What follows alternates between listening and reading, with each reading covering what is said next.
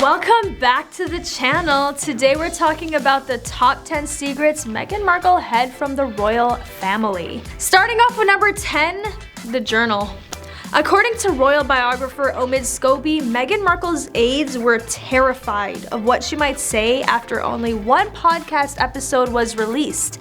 However, following her in-depth cover interview with The Cut, new concerns have been raised regarding the Duchess of Sussex's potential speech and the royal family's impact. The journal she kept while working as a royal, which she told The Cut she found when she returned to the UK for the Jubilee, is a particular point of contention. Although Meghan didn't say anything else about the journal or its contents, it probably talks about her negative time with the royals in England.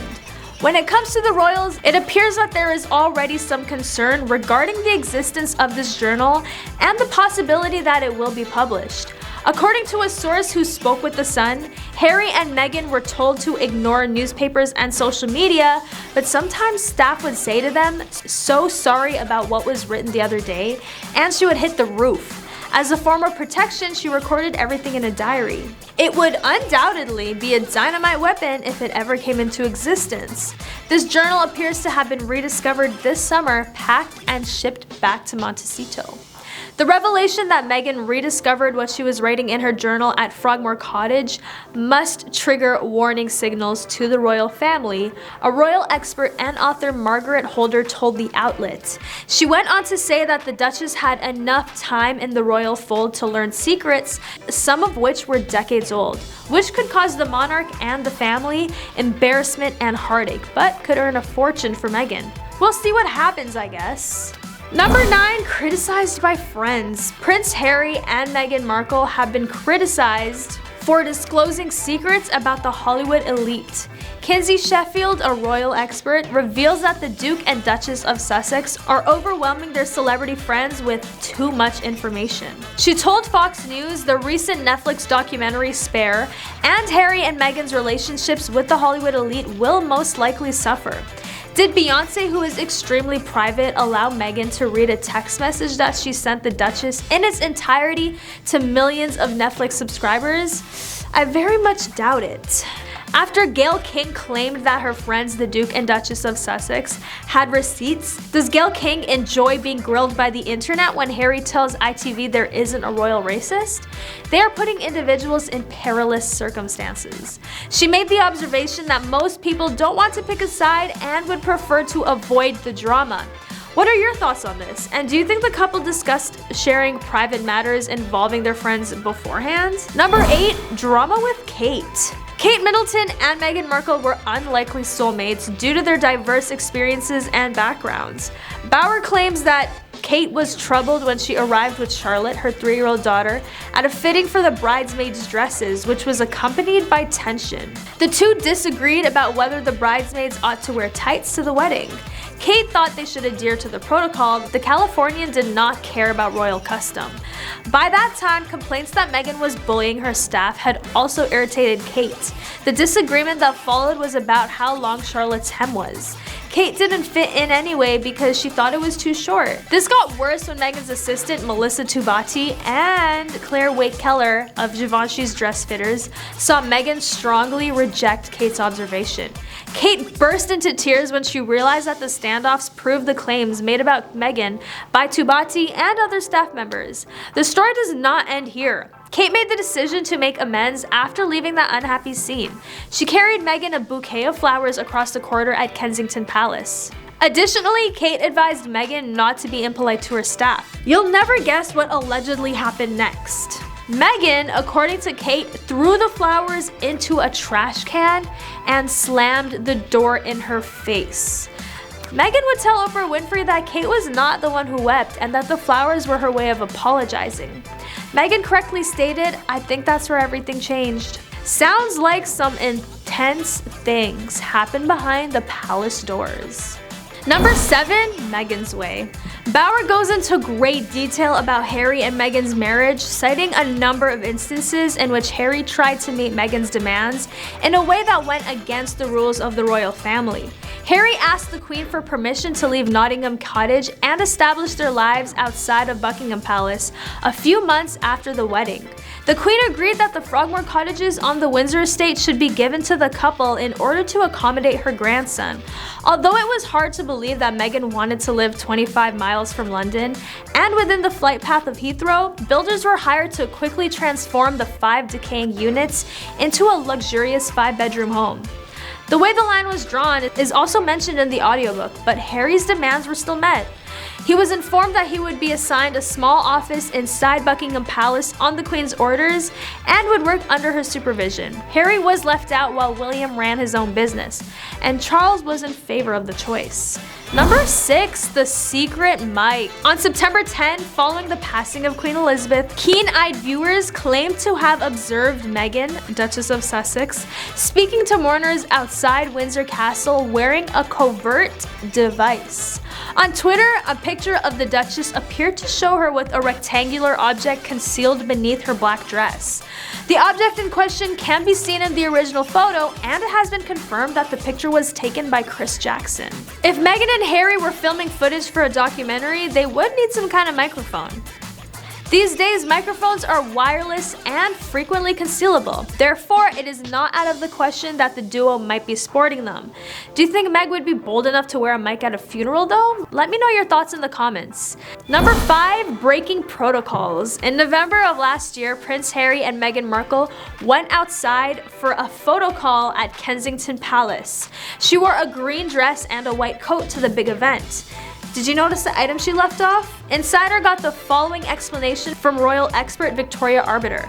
A royal is never seen without their naked stockings. From what I can see in the engagement photos, Meghan did not appear to be wearing stockings or tights. Meghan wore a bespoke piece by Venezuelan designer Carolina Herrera and arrived at the annual royal event with her husband, Prince Harry, looking every bit the modern-day princess. However, the Suits actress, who is now a princess, has already broken one royal dress code, letting her shoulders show. Most of the time, royal women don't wear off the shoulder or other more revealing styles, a departure from the usual British designers that royals like Kate Middleton have chosen for other such high-profile occasions. Markle wore a stunning Dior dress to the christening of baby Archie. McQueen has been worn by Middleton to all 3 of her children's christenings.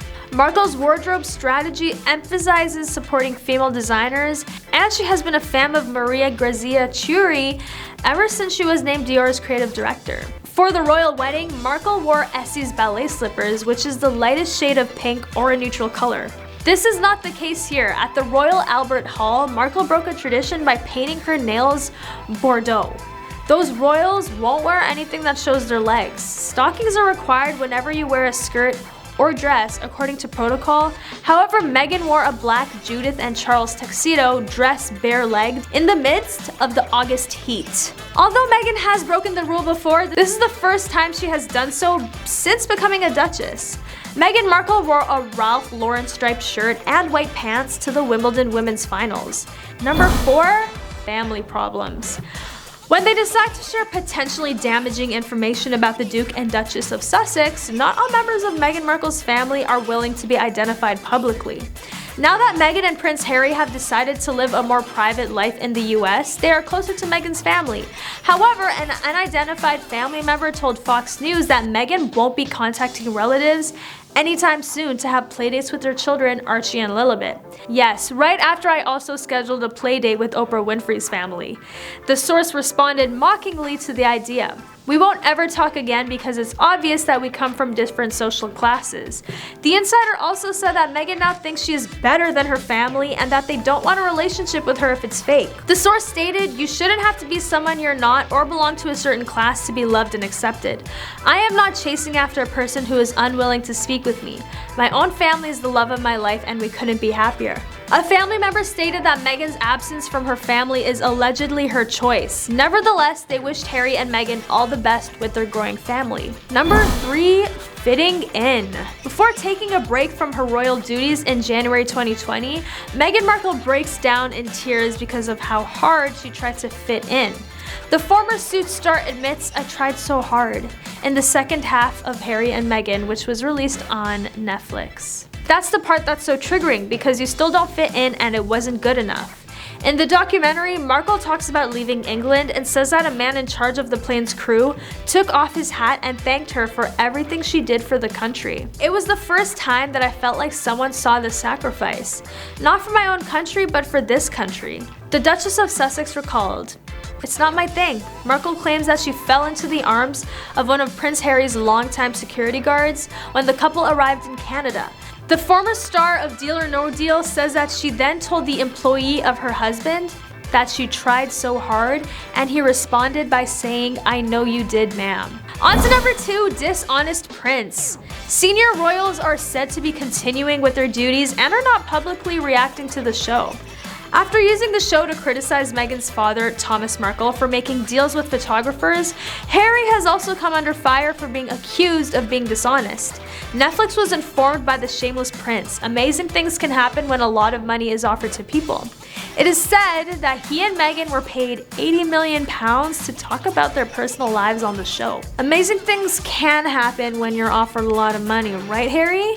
After making at least 17 errors during their Oprah Winfrey interview, the couple has a history of struggling to tell the truth.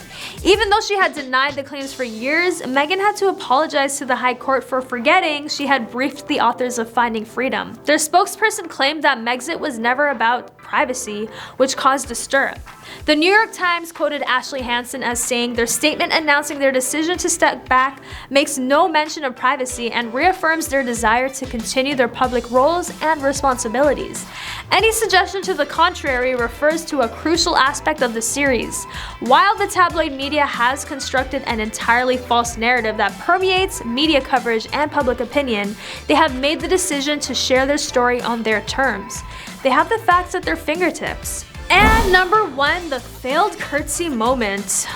One very spoken about scene in the Harry and Meghan docuseries that also sparked a lot of heated debate stood out for many viewers when the ex-royal Meghan demonstrated her curtsy during her first encounter with the Queen. The Duchess of Sussex talks about getting ready to meet the late Queen Elizabeth for the first time in the video. In the second episode of their 6-part Netflix series, Meghan and Prince Harry gave a joint interview where she claimed she didn't know they were going to meet her until moments before. When Harry asked Meg to make sure she knew how to curtsy, she thought he was lying. The Duchess recalled quickly learning how to curtsy prior to her first encounter with the monarch. Americans would comprehend this. I mean, she also compared the experience to the American dinner theater production Medieval Times Dinner and Tournament, which features jousting and sword fighting as medieval-inspired activities. The Duchess then stood and said, "Pleasure to meet you, Your Majesty," with a wide smile in a moment that divided viewers. She did this in an effort to show how she had curtsied before Queen Elizabeth, in a very over-exaggerated way that rubbed a lot of viewers the wrong way. And that's all for today's top 10. Do not forget to like, comment, and subscribe, and I'll catch you next time on The Rich Life.